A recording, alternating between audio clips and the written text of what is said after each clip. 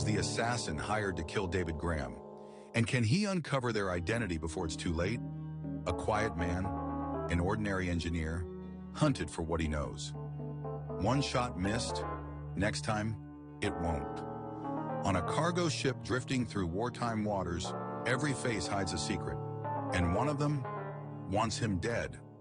From the shadows of Istanbul to the rolling decks of the Mediterranean, hi, I'm Danny Bull, and what you are about to listen is Journey into Fear. This is a horror mystery radio episode, a full cast dramatized radio series on crime, narcotics, murder, spy, and noir mystery. You're about to step into a classic world of vintage radio mystery, full of suspense, smart talk, and razor-sharp dialogues. If you love vintage radio mysteries and classic noir, subscribe to the channel BTC Radio and Audiobook, where we keep these voices from the shadows alive. And if you'd like to support us, scan the PayPal QR code on your screen. Every donation helps us restore and upload more rare episodes just like this one. Now light a cigarette, sit back on sofa, take a breath of relax, and let's get started. I won't. I won't. Listen to me, stupid one. We're not the local police of Gallipoli. We're the Turkish secret police. You've been caught with a knife and 2 guns in the company of a known murderer. Look around at us. There isn't a chance. You will have to tell us. You were hired to kill somebody. Who was it? Tell us. I'll tell. Quickly, then. Who was it you were going to kill? The Englishman, David Graham.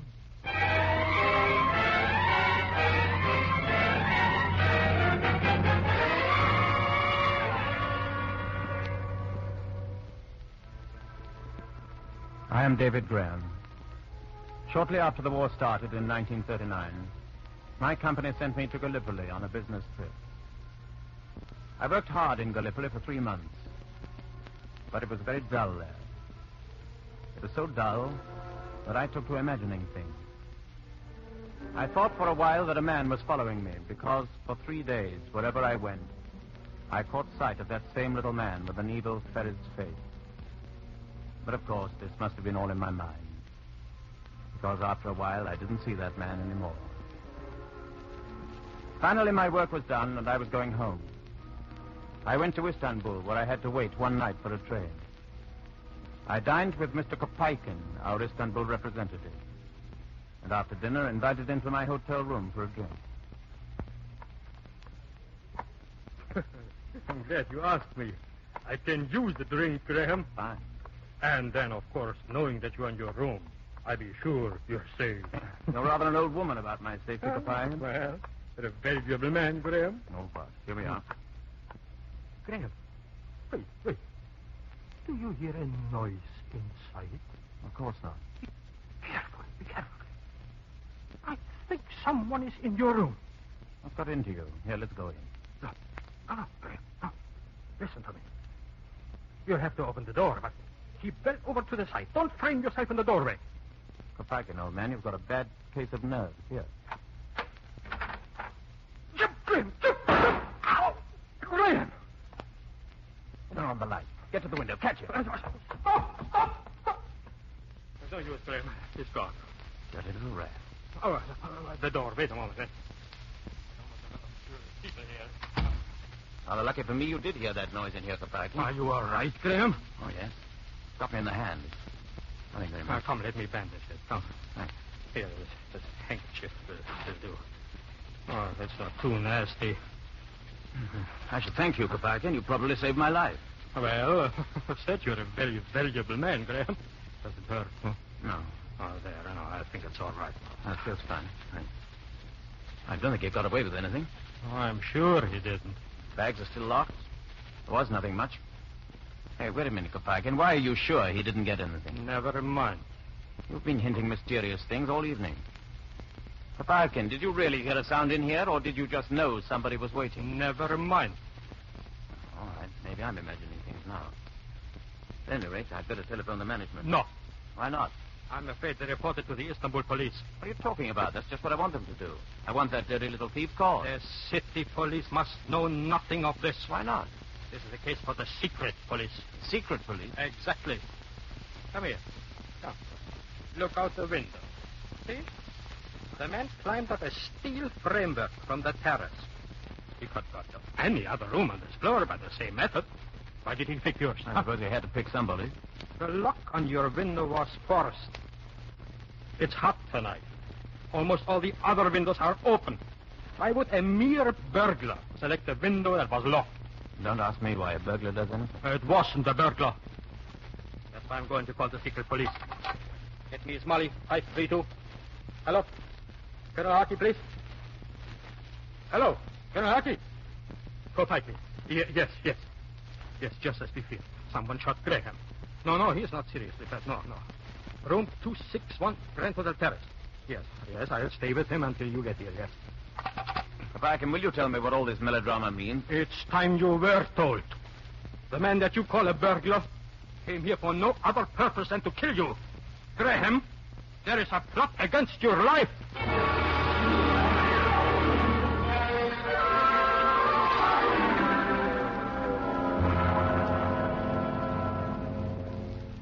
Mr. Graham, stop pacing. Sit down and listen to me. All right, Colonel Harkey, I have listened to you, and I've listened to Kapaikin before you came.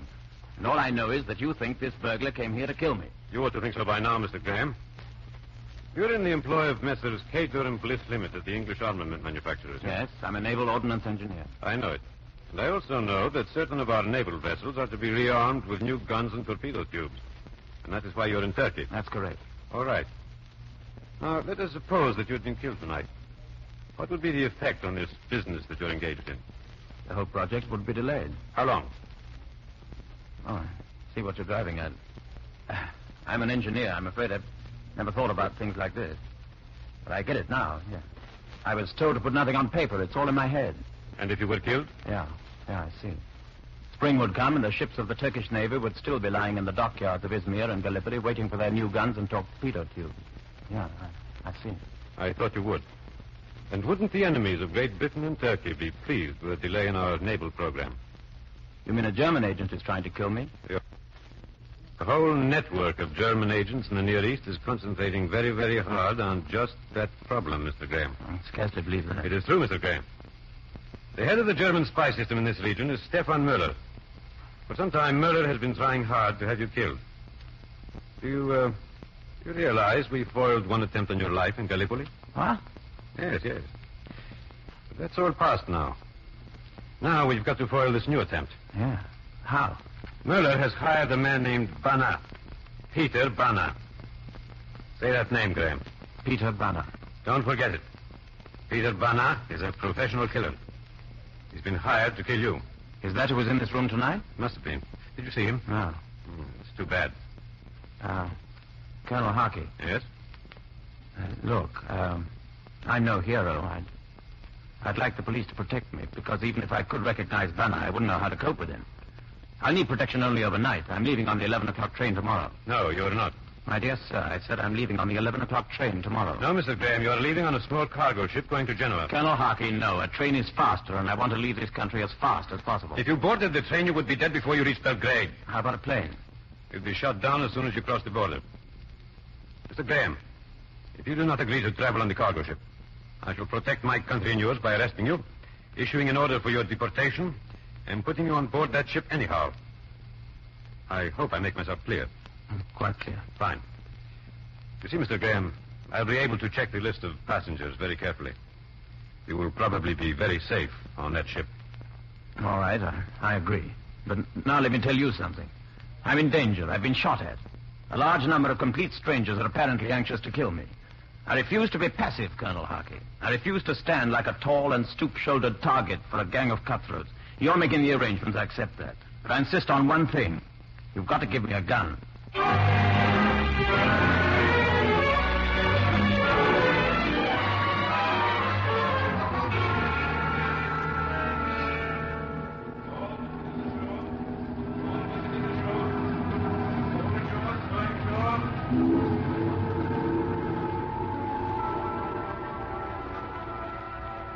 I boarded the ship the next afternoon.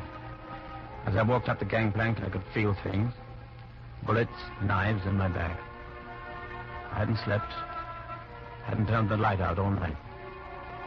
And now as I stepped from the gangplank to the deck of that miserable little ship, I felt alone and alert.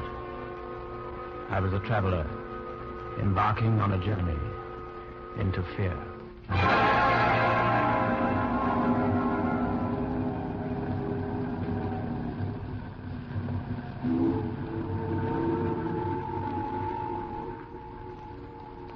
Hello, monsieur. What? Oh, startled me. I didn't mean to frighten you, but we are to travel together. I feel we should know each other. My name is Josette. Maybe you have seen me dancing at the Turquoise. Oh, no, sorry. Your name is David Graham, is it not? How do you know that? Don't you suppose a girl has ways of finding these things out, Monsieur Graham? Perhaps, but I'd like to know how. Does it matter? To me, a great deal.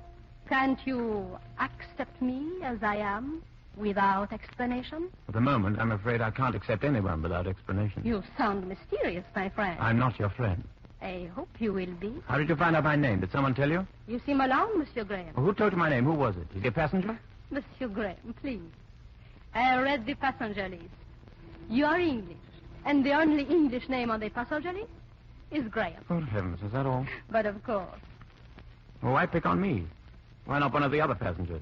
because Englishmen have more money, Monsieur Graham. Oh, you've come to the wrong Englishman. I don't think so. Oh, all right, so I'm a millionaire. What are you going to do with all my millions once you've wheedled them out of me? Maybe if you spend a little bit on 2 drinks, Monsieur Graham, we can discuss that. All right, you're on. Give me 5 minutes to find my stateroom and wash up, and I'll meet you in the ship's bar. All right. But don't forget your wallet, Monsieur Graham.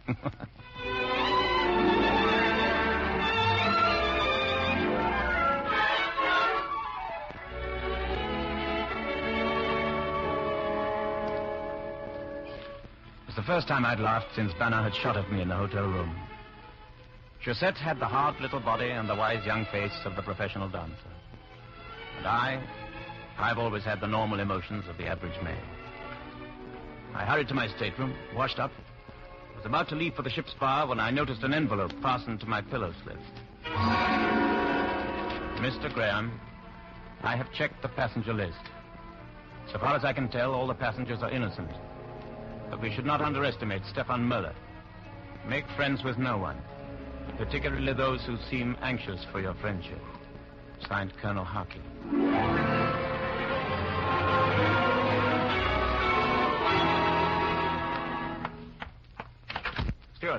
Steward. Yes, sir? Please have all my meals sent to the stateroom. All of them, sir? Yeah, all of them. I will not be leaving here, not for the entire voyage. Very good, sir. And steward, Yes, sir? when you bring my meals, knock 3 times, then once.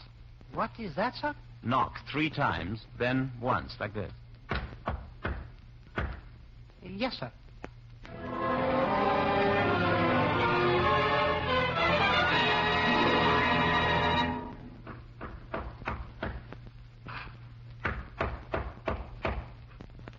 It was not the signal I'd arranged with the steward. I sat on the edge of my bunk, my hands gripping the spread, and my eyes staring at the door. Was it Peter Banner? Was it Josette? I took a quiet step toward my suitcase where my gun was. But then I heard a key inserted in the lock. Heard it slowly turning. How do you do? Who are you? My name is Covertly. What are you doing in my stateroom? Please, this is my stateroom. It is mine. Please, it is a double stateroom. It is yours and mine. Oh, there's some mistake here. Colonel a friend of mine gave me to understand that I'd be here alone. I'm sorry, I have some influence. An official of the shipping lines arranged for me to occupy this stateroom. We'll have to find another one. Oh, please. I understand there is no other one, Mr. Graham. I suppose your influential friend gave you my name, too. Naturally. Well, if you'll excuse me, Mr. Cuvetli. Oh, I do not want to drive you away. You're not. I'm going to the dining saloon for dinner.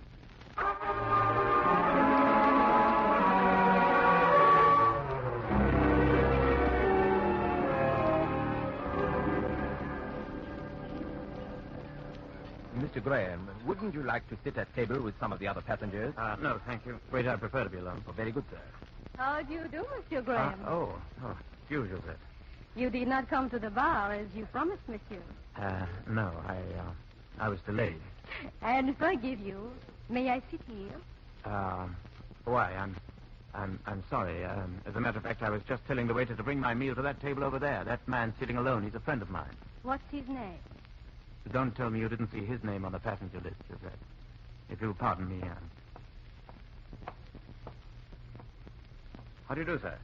How do you do? My name is Graham. May I sit here? You may, Mr. Graham, but perhaps you will not want to. Oh, why not? My name is Haller, Dr. Fritz Haller. I am a German, a good German. And perhaps you, a good Englishman, would not wish to sit with me. Oh, not at all, if you don't mind. Fine, Mr. Graham. Perhaps I am not as patriotic as I should be. I do not feel that because our countries are at war, we should insult each other. I agree with you. Have you been long in the Near East, Mr. Graham? 3 months. And you? 3 years. I'm an archaeologist. Are you interested in archaeology, Mr. Graham? I don't know much about it. I was investigating the early pre-Islamic cultures. I found that some of the tribes that moved westward 4,000 years ago preserved Sumerian culture almost intact until long after the fall of Babylon. Oh, indeed. May I sit here? How do you do, sir? Sit down, of course. My name is Haller. This is Mr. Graham. My name is Covetley. Mr. Graham and I have met. We are sharing a stateroom. Not so, Mr. Graham? It would seem so. Mr. Graham and I were talking about archaeology. Oh, I know nothing about archaeology. I am only a tobacco salesman. Really? What company? Bazaar and Company. But I should be most interested to hear about archaeology. I was telling Mr. Graham about some of the tribes who lived on the plains of Iran. The form of the perpetuation of the Adonis myth alone was instructive to me. The weeping for Thomas was always a focal point of the prehistoric religion.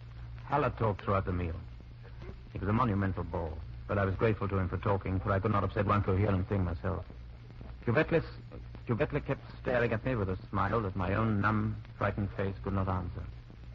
And when finally the meal was finished, I could gracefully leave. Deity is personified by 3 different races. The Sumerians called the god... Pardon me, gentlemen. You are leaving, Mr. Yes. Graham? Yeah. Please, we should go to our stateroom together. Oh, I'm sorry, but as a matter of fact, Dr. Haller promised that after dinner he'd tell me something interesting about the connection between my business and archaeology. Didn't you, Dr. Haller? What? Oh, yes. Yes, of course. If you're quite ready, then we could take a turn about the deck. Why, of course. You will excuse us, Mr. Cuvetli. Oh, certainly. I will see you later, Mr. Graham.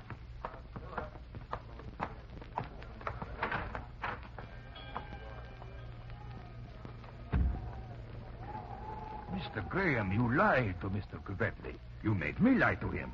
I really don't understand. I'm terribly sorry, Dr. Haller, but I simply do not like the man. I wanted to be rid of him. He is peculiar. For one thing, he is capable of a lie himself. What do you mean? He said he was a tobacco salesman for Bazaar and Company. There is no such firm. Now, Mr. Graham, about the Sumerian epic.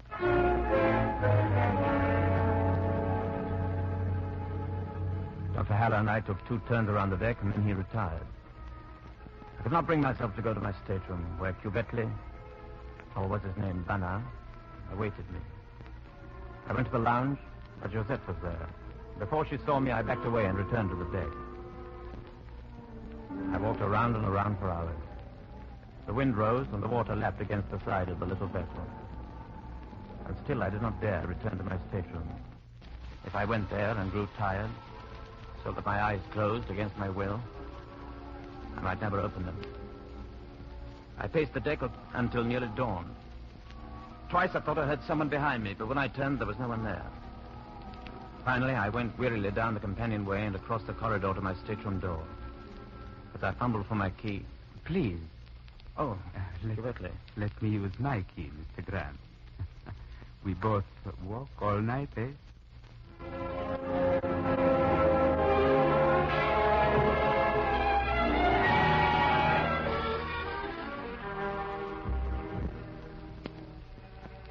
I didn't sleep. I lay for hours listening to the snores of Mr. Cuvetli. The ship docked at Athens, and still I lay there while Cuvetli rose and dressed. I am going to visit Athens today. Please, you will come with me, Mr. Graham? No, thank you. Very well. Goodbye, then. Then I slept. It was late in the day when I awoke. As I was dressing, Cubetley returned from his trip to Athens. Well, Mr. Graham, you should have come with me. Athens is most educational. Is that so? Yes. Have you met the new passenger? No. No, I remained here in the stateroom all day. So?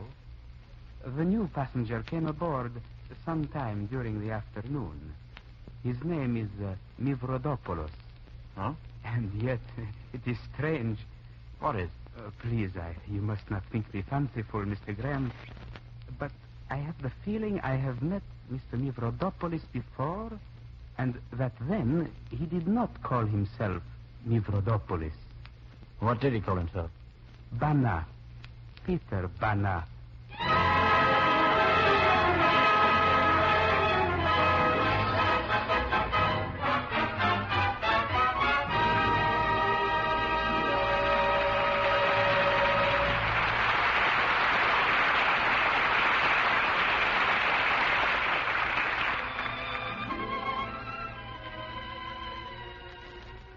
In a moment, we will return with the second act of Journey into Fear, sponsored by the United States Steel Corporation. And here speaking for United States Steel is George Hicks. Last Thursday, June 6th, was the second anniversary of D-Day. That never-to-be-forgotten June day in 1944, when the United States and Great Britain smashed ashore to speed the final defeat of Germany with the most powerful seaborne invasion ever attempted. I had the high honor of being an eyewitness to that gigantic history-making operation and of describing it over the transatlantic radio to American listeners. Tonight, I have the equally high honor of being able to tell you about one man among the tens of thousands who took part in that D-Day operation, one man who is a symbol of the way our armed forces fought to safeguard our American way of living. This one man is Lester H. Bauman. He's 25 years old. He won the Purple Heart when he was wounded on D-Day off the Omaha beachhead there in Normandy. But after 8 weeks in the hospital, he returned to the United States and went on to fight the Japs. Now he's back at work at the Cuyahoga Works of the American Steel and Wire Company, where he'd been employed before the war. Today, he's a foreman and happy in his job. A good example of the United States Steel Corporation's intensive program to provide worthwhile jobs to returning servicemen.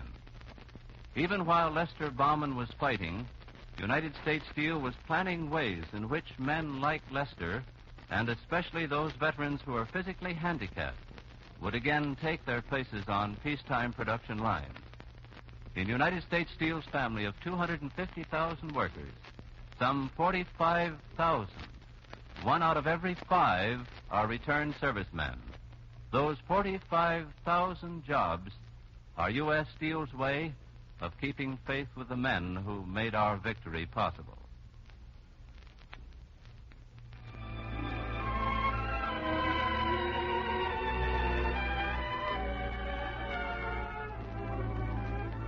We pause briefly for station identification.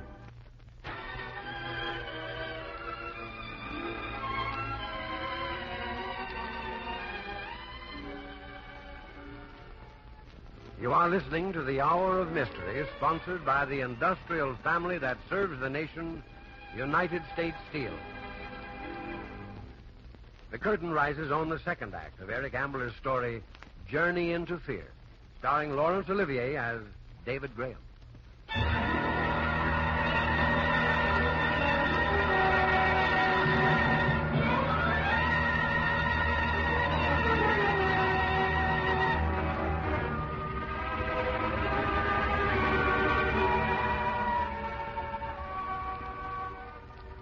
Did you ever perform a whole series of complex and purposeful movements without realizing what you were doing? I did. After Cubetley told me that Peter Bana, the man who had been hired to kill me, was with me on the ship, I pulled on my trousers, put on my socks and shoes, knotted the laces securely, put on my shirt, buttoned it, tied my tie, and put on my jacket. I know I must have done these things because suddenly I realized I was fully dressed. Cubetley was still talking to me. But I left the stateroom and went directly to the office of the purser. You do? Monsieur Graham, is it? Yes, I want to see the captain at once. For what reason, monsieur? It's absolutely necessary that I be put ashore immediately. Impossible, Monsieur Graham. The pilot boat has gone. I know that, but the circumstances are exceptional, and I'm ready to pay for the loss of time and the inconvenience caused. But why? Are you ill? No, but I assure you my reasons are excellent. Perhaps, monsieur. But we do not alter our schedule on the basis of mere assurances. Very well. Since you insist on details, I'll tell you. There's a man on this ship who is here for the express purpose of killing me. Indeed, monsieur. And his name? Peter Banner. There is no one of that name on this ship, monsieur. He's traveling as Mivrodopoulos. Can you prove Mivrodopoulos is really Banner? If you radio Colonel Haki of the Turkish secret police at Istanbul, he will confirm what I say. And you think he would recognize the man at that distance, monsieur? This is no joking matter. I know what I'm talking about. Monsieur, how do you know? Do you know either Mivrodopoulos or Banner personally? No. Well, then, monsieur, you can't... That's why I hesitated. Mr. Cuvetle told me that Mivrodopoulos is Banner. But then Cuvetle may himself be Banner. In either case, I must be put ashore immediately. Monsieur Graham, do you realize how much you begin to sound like a man who has a bad dream? I tell you, my life is in danger. Or perhaps you have not had a bad dream, huh? Perhaps you have invented this story simply because for some private reason you wish to be put ashore. If that is true, I'm sorry. It is a ridiculous story. And now, if you will excuse me, I have work to do. I demand... No, monsieur. I demand. I demand that you close the door as you leave.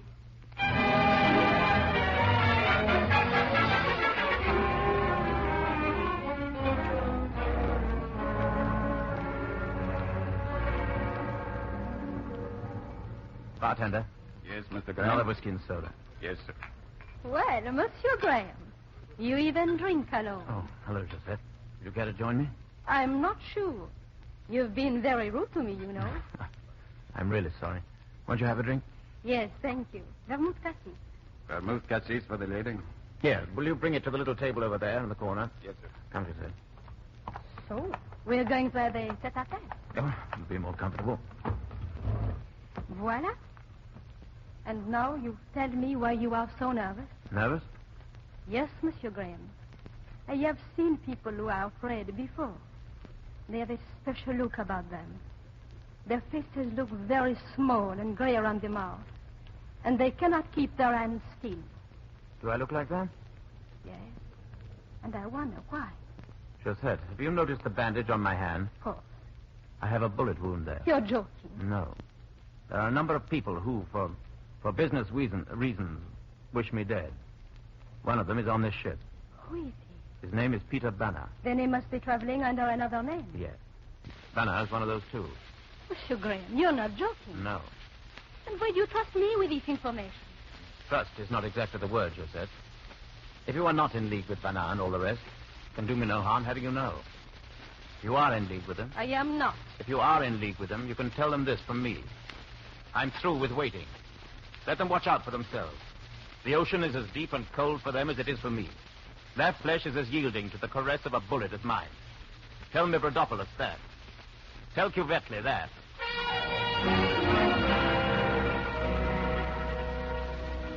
The waiter brought our drinks, and we talked politely after that. It even flirted a bit. But my mind was elsewhere. I was full of resentment and anger against the men who were waiting to strike me down in the dark. When we had finished our drinks, I excused myself and strode directly to my stateroom. Went in and opened the suitcase. Why the devil? Why the devil is it? The gun Colonel Haki had given me was gone.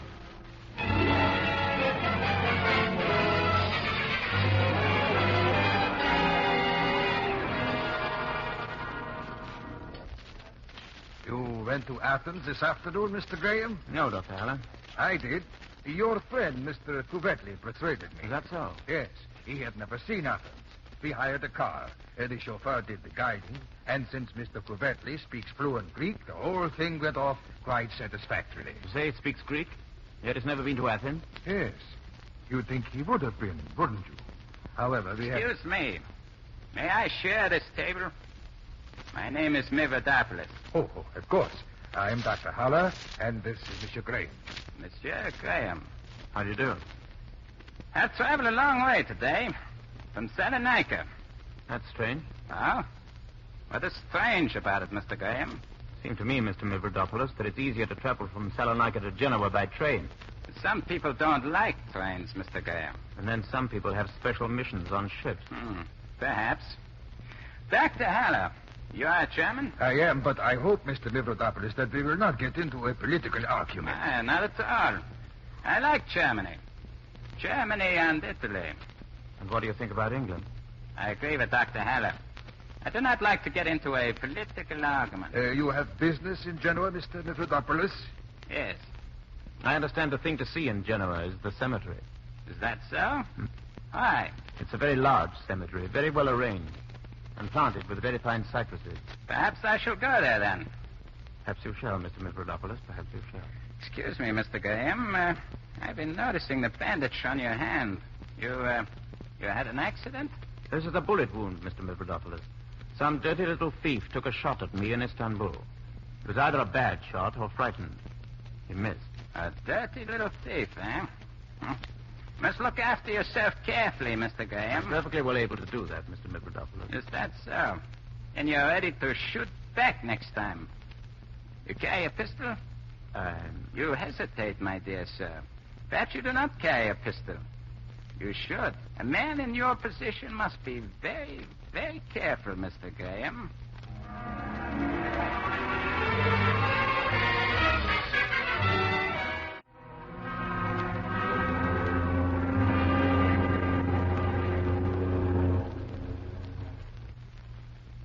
Josette.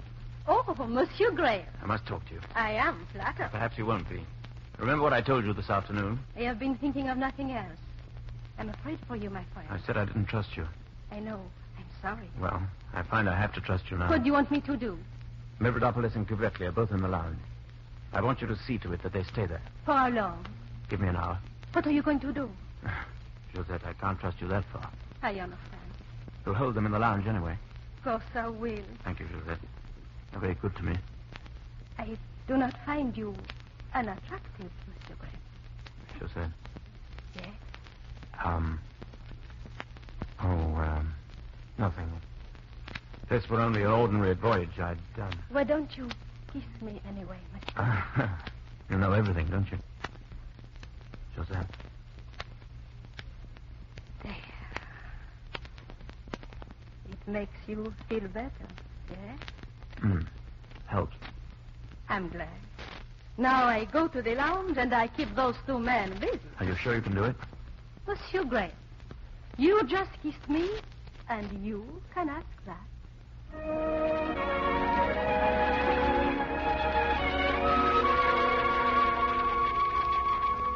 I did feel better. I trusted Josette, not because I had any reason to, but because I had to trust somebody. There was a little smile on her face as she turned from me. She walked towards the lounge with the assured bearing of one about to perform a task at which she is expert. Then I myself went to the opposite direction, quietly, unobtrusively, down the companionway and along the corridor to the stateroom occupied by Mavrodopoulos.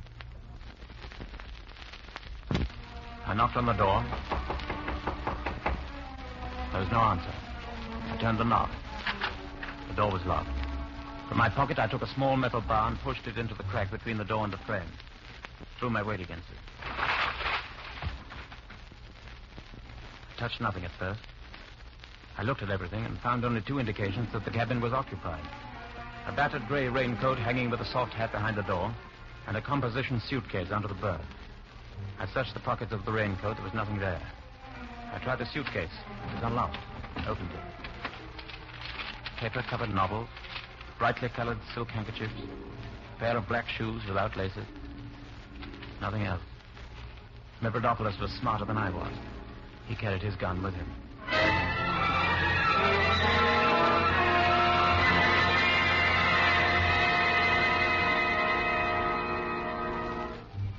Well, there was still Cuvetli's suitcase. I left the cabin and walked a short distance down the corridor to my own. I knew Cuvetli kept his suitcase locked. I was glad of it. It meant there was a better chance that I might find a gun there. I got to my room and opened my door. How do you do, Mr. Gray?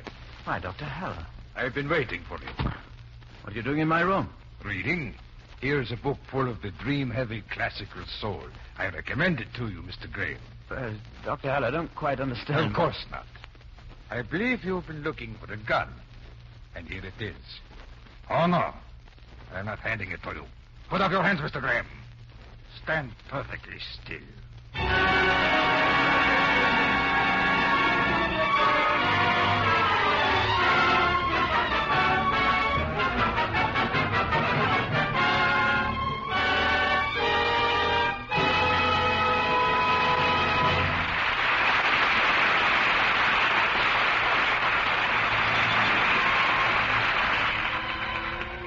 In a moment, we will return with the third act of Journey into Fear, sponsored by the United States Steel Corporation.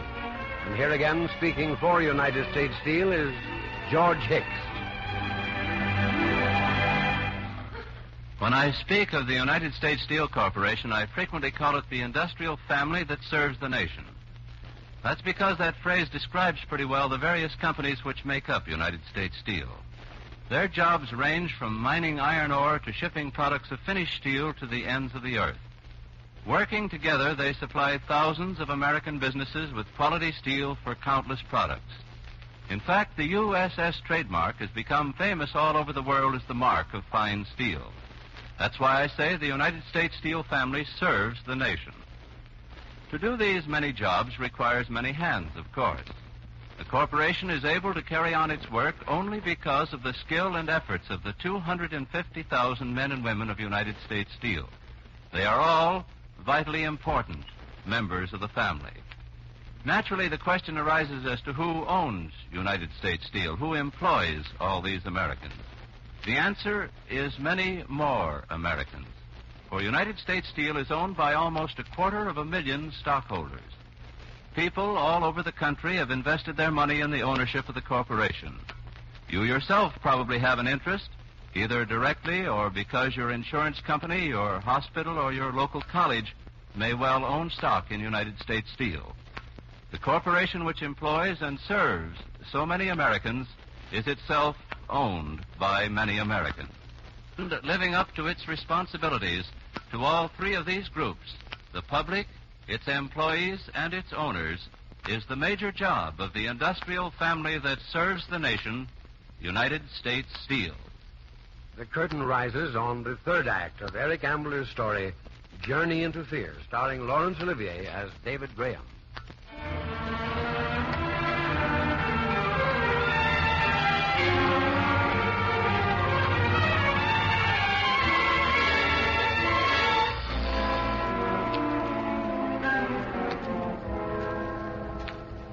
I stood still with my hands raised above my head and looked down past the barrel of the gun into the calm blue eyes of Dr. Haller. I had suspected everyone on the ship of wanting me dead except Dr. Haller. Here was a boresome German scientist, or so I'd thought. Now I had to adjust my mind to the fact that he was a dangerous spy bent on killing me. For a long time, neither of us spoke. Then... I think, Mr. Graham, that you may sit down now. No, it's 10, thank you. Very well. So you are Peter Banner. I thought from the way you talked to Mivrodopoulos tonight that you realized he is Banner. Oh, then I wonder if your name happens to be Muller. My goodness, I had no idea you were so well informed. Yes, my name is Muller.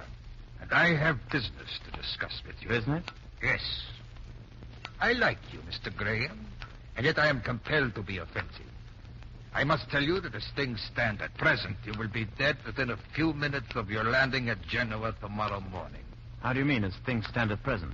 I mean, there is an alternative. I see. A lesser evil. Oh, scarcely an evil. A pleasant alternative. You see, Mr. Graham, I am lily-livered. I admit it freely. So I would like to settle this matter without bloodshed. So would I. You're something of a humorist, Mr. Graham. Now, the only reason we have been seeking your death is that we are interested in delaying the building of torpedo tubes for the Turkish Navy. 6 weeks' delay is all we shall need. And they're going to try to kidnap me for 6 weeks? I should say not. There would be inquiries. There would be investigation. You might be released. No, my proposition is quite a different one. Well, make it and get out of here. Suppose, Mr. Graham, that the moment you get ashore at Genoa, a mild attack of typhus should develop.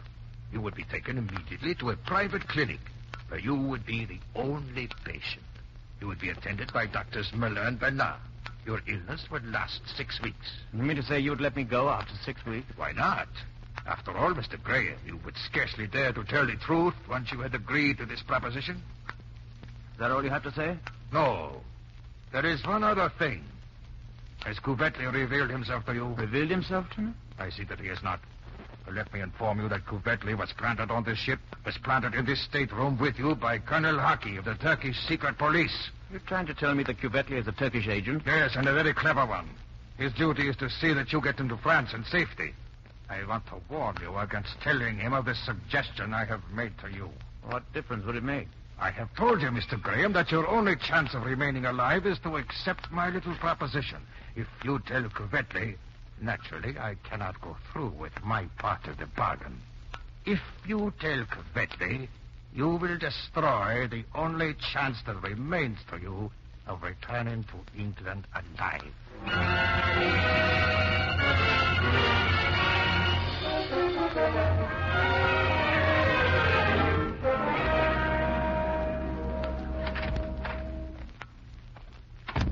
Mr. Graham. I've been waiting for you, Mr. Couvetley. Thank you. I might have retired sooner, but the dancer Josette was being very entertaining.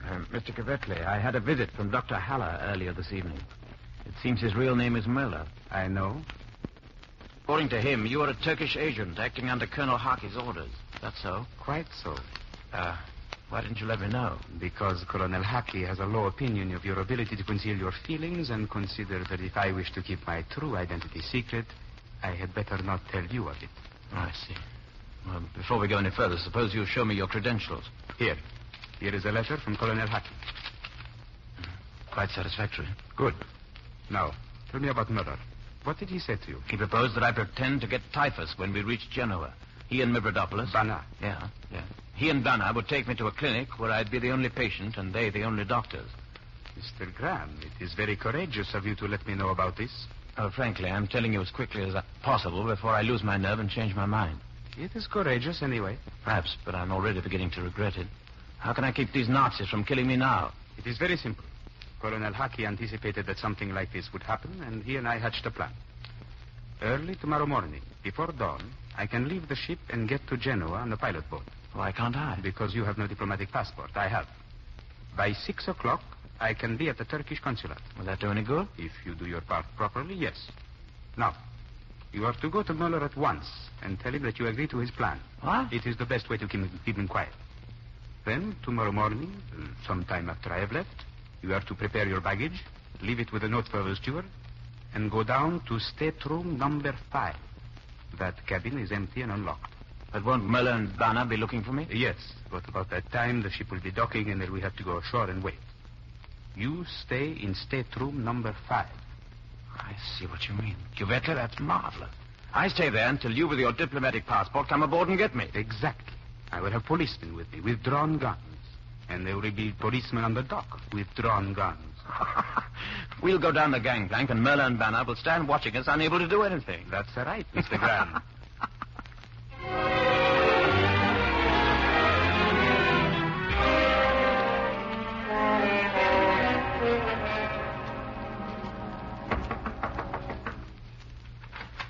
Yes?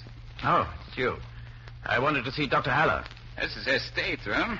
Come in and wait for him, Mr. Graham. Oh, thank you. I will, Mr. Bana. Mavrodopoulos, please. Oh. You're sensitive about the names under which you do your killing. I don't find you very pleasant company, Mr. Graham. That's so. I think you're a charming fellow. You won't think so tomorrow. On the contrary, I'm looking forward to tomorrow. I understand you're going to be one of my medical attendants. Oh. And you've accepted Dr. Haller's plan, huh? Mr. Muller's plan. Yes, I've accepted it. Oh, Mr. Graham. Has Mavrodopoulos been amusing you? Not much. Graham says he's going to accept your plan, Dr. Haller. Is this correct, Graham? Yes. I'm glad. I'm sorry. Forgive Mavrodopoulos, Mr. Graham. He has the skill of an expert craftsman, and he's happy only when he is using it. That's so. He was not so skillful in Istanbul, were you, Bana? Mavrodopoulos, please. Dr. Haller, have you any instructions for me? Just meet Mavrodopoulos and myself on deck tomorrow before we dock. They will tell you what to do then. All right. And you'll do it, too, Graham. All right, Bana. All right. Mavrodopoulos, please.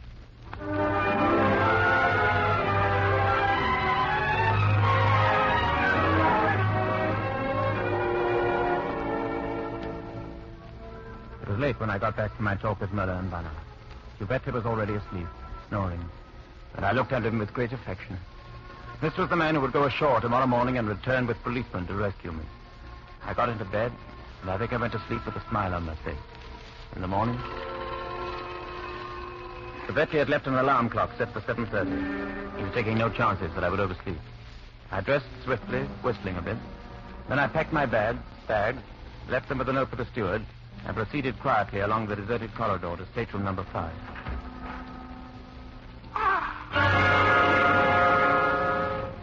Lying across the floor of stateroom number 5, with his legs under the lower berth, and his head covered with blood, was the body of Mr. Giuseppe.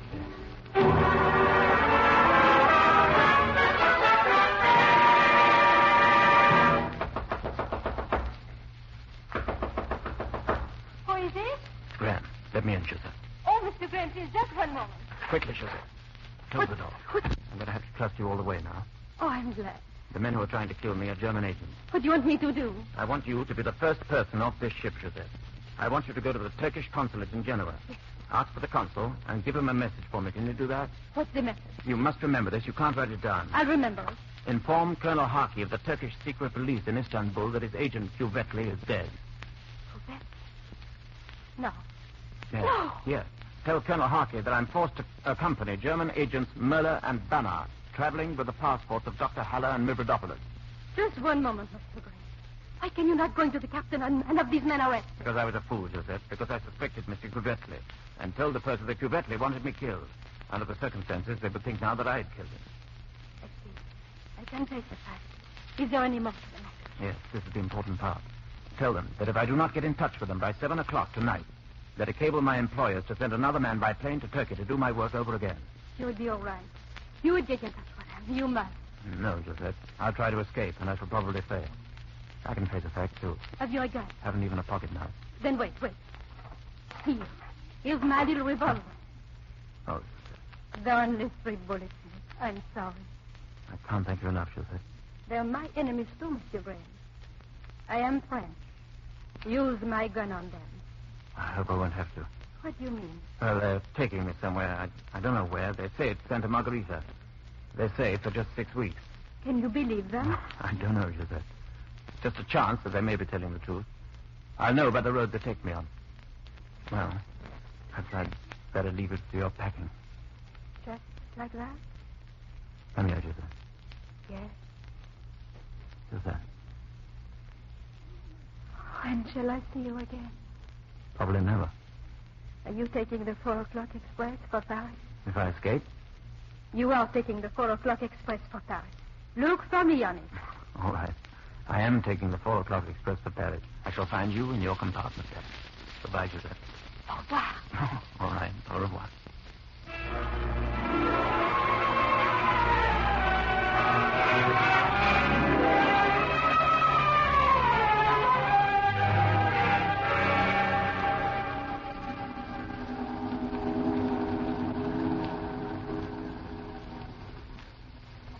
Good morning, Mr. Graham. Morning. What do I call you, Haller or Marlowe? Haller, please.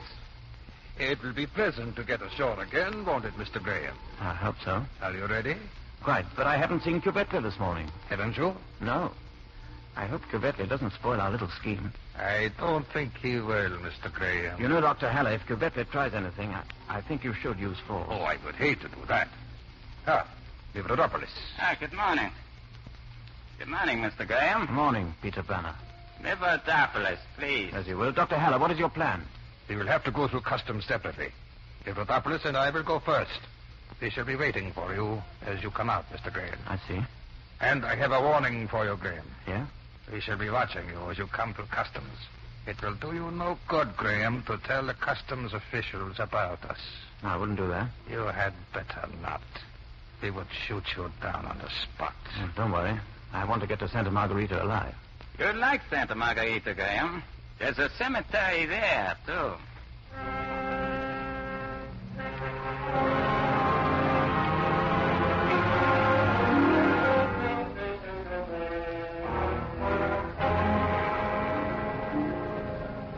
Men walk to the gallows. Men walk to the death chamber in a modern prison. They walk because they have to. No one willingly directs his steps toward death. That bright sunny morning in Genoa, I stood beside my bags in the customs shed. Stood there while they were examined, and stood motionless there after they'd been completely inspected, and the official had told me that I might go. I never took a step until... Signor Graham, will you kindly move along? You're blocking the way. Very well. Next, please.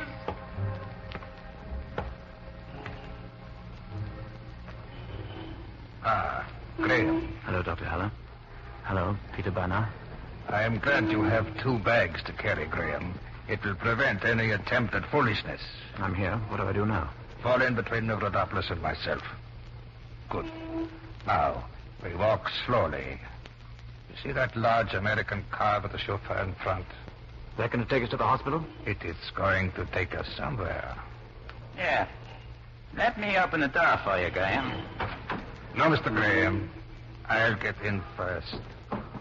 Now, you, Graham. And now, me. There. You are snug and cozy between Bernard and myself, Mr. Graham. Good. Drive on.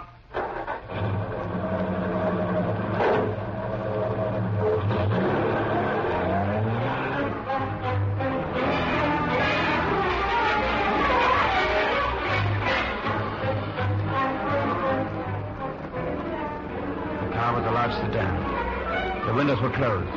I stared at the back of the driver's head, conscious of Banner on my right and Haller on my left. We came to a crossroads. Now I would know. Santa Margherita was off to the right. I braced myself for the turn, when suddenly the car turned to the left. Do not try bumping me again, Graham. I'm sorry, I thought we turned right for Santa Margherita. What gave you the idea, Mr. Graham, that we were going to Santa Margherita? You did. You were not so simple as to believe me, were you? No, but I did have a hope. Well, you shouldn't have. Now, Mr. Graham, I have a request to make.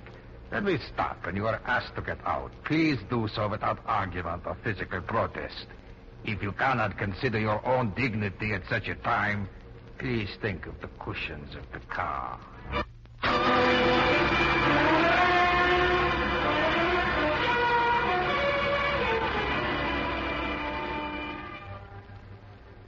We left the outskirts of Genoa and took a left fork toward Novi Torino. I glanced at Haller. He was sitting back with his eyes closed, a man whose work for the day was done. The rest of the day was Banner's. I could feel the killer's deep-set eyes on me, and I knew that his cruel, thin mouth was grinning. Banner was going to enjoy his work.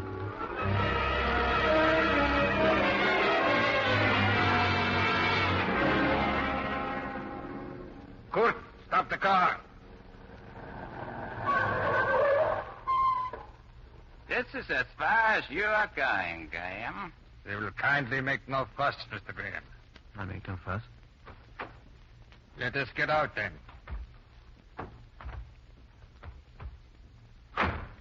Wait here, Kurt. Doesn't your chauffeur like to watch these things? You are brave to joke at such a time, Mr. Graham. Can't we hurry this along, Haller? I have an appointment in Genoa. Sorry to inconvenience you, Banner. All right, Graham. Stand over there, near that stump. Take a cigarette? You may start a cigarette, Mr. Graham.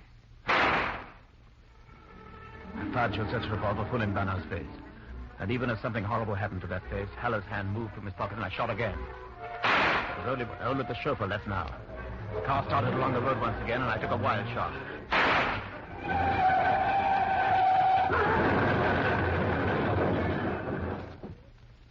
Thank heaven Josette's revolver had 3 bullets in it.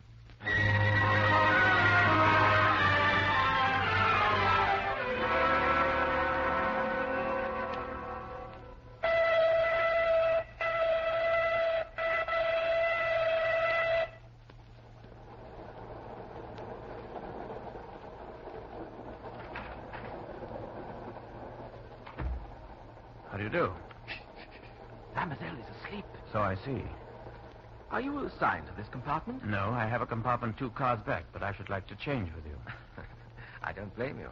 I, too, find Mademoiselle beautiful. Perhaps. But of course you are very young and won't mind changing with me. Oh, to me, you seem very old and won't mind going back to your own compartment. See here, Mademoiselle is an old friend of mine. Is that so? I intend that you become an old friend of mine, too. Young man, for the past week, expert troublemakers have been making trouble for me. I scarcely think you could improve on their methods, but perhaps I've learned something from them. I wish to travel in this compartment with Mademoiselle, and I'm going to travel in this compartment with Mademoiselle, even if I have to use the methods of an international thug. You see, here from my pocket, I draw a gun. Don't shoot. Don't tempt me. Here, let me get my bag. I'll go. You won't regret it.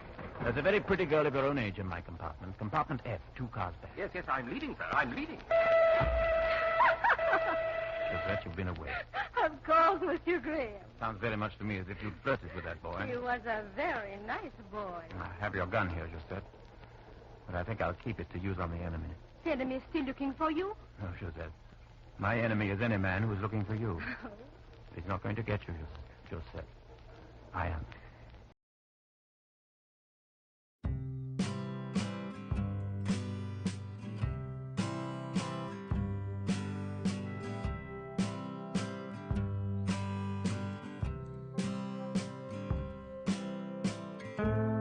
Throughout the week, BTC Radio and Audiobook Channel brings you the best adventure mystery dramas on the air. So here, action-packed, fast-moving plots to hold your interest right up to the smashing climax on such thrilling programs as Big Town, Mr. District Attorney, The Big Story, and Dragnet, every week on most of this BTC Radio and Audiobook Channel. On Dragnet, you'll hear the documented cases from the Los Angeles police files. The Big Story brings you 2 tales from the front pages of America's newspapers. Mr. District Attorney, the champion of the people, takes you through an exciting episode in the conviction of a criminal. We have series of Philip Marlowe, Pat Novick, Boston Blackie, Nick Carter, and many more. So stay tuned. Do not forget to subscribe to our channel and press the like button. For daily update, click the bell icon for our latest post and new episode uploads. Please not forget to share with your friends and family. And if you'd like to support us, scan the PayPal QR code on your screen. Every donation helps us restore and upload more rare episodes just like this one.